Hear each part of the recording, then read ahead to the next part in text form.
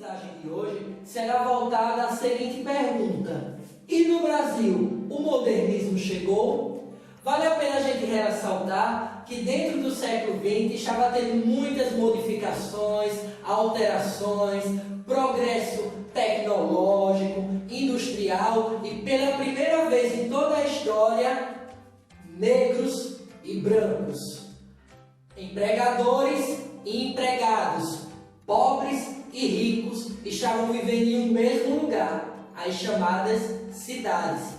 Por isso que eles tiveram que desenvolver novas relações, eles estavam em contato diário, cotidiano, corriqueiro.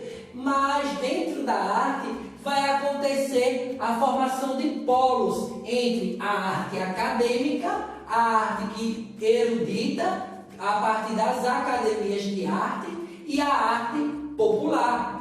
Por isso que muitos artistas dentro dessa época, dentro desse contexto do século XX, vão começar a produzir arte que vai ser direcionada a um público específico, por provocação, por improviso, ninguém sabe, mas eles vão ter a intenção direta de abordar determinados temas e alcançar um determinado público, uma determinada classe social. Além disso, vai aparecer alguém muito importante no Brasil, que foi Di Cavalcanti. Ele começou a produzir obras que iam de encontro aos interesses da burguesia, da elite. Eles pensavam que ele estaria representando os valores da classe alta. Contudo, ele começou a representar em suas telas os mulatos, os negros, os mestiços e todo o trabalho, todo o esforço que eles produziam para a realidade do século.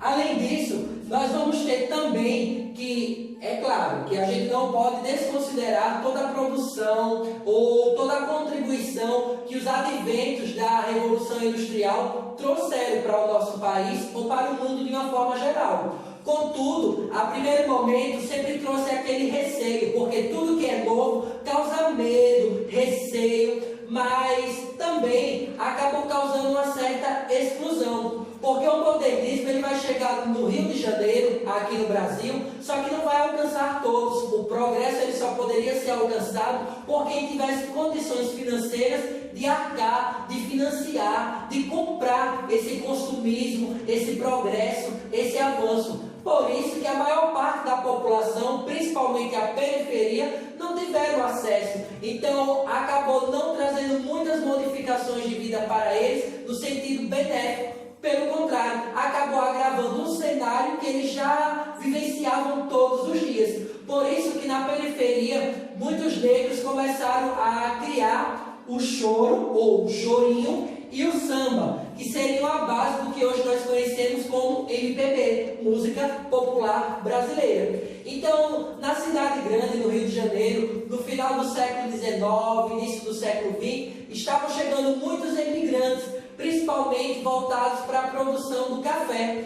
Então eles acabavam trazendo a sua cultura e os da periferia acabavam tendo acesso e aprendendo a tocar instrumentos que antes eram só ensinados para quem fosse filho da classe média e alta. E eles começaram a compor músicas que sempre estariam enaltecendo as suas vitórias, mas as suas tristezas, também todo o seu legado cultural, os sofrimentos de vida. E dentro do cenário das periferias, os instrumentos que mais foram tocados e se tornaram mais populares foram o cavaquinho, o violão, a flauta e a clarineta. E com isso foram iniciadas as composições de diversos estilos musicais, como eu falei, o choro ou o chorinho, onde vai ter tanto uma bagagem de improvisação, mas também todo um requinte técnico, tinha toda uma exigência técnica. Só que um dos principais representantes dessas composições foi justamente a Chiquinha Gonzaga. Ela vai ser a compositora da marchinha de carnaval mais conhecida de todos os tempos, Abre Alas. Isso mesmo. Além disso, as músicas, que é esse estilo musical popular, que foi produzido fora das academias artísticas de arte, acabou alcançando todo o cenário do Brasil em 1920, se tornando popular, certo? Com isso, vai aparecer o machixe. O machixe, ele vai ser um estilo musical de uma mescla da cultura africana com a portuguesa. Por exemplo, as modinhas e o lundu. E vai surgir esse novo estilo musical que vai ganhar não só o Brasil, mas também toda a Europa. Contudo, o machixe ele era bastante popular dentro dos festejos ou dos salões populares, das danças onde só o povo poderia ter acesso, poderiam se expressar, se divertir, se alegrar. Só que para poder alcançar os salões de dança da elite, ele acabou ganhando um outro nome, que foi o tango. Então o machixe, dentro da cultura popular, era a forma de festejo, que também foi utilizada pela elite, só que com um outro nome, como tango.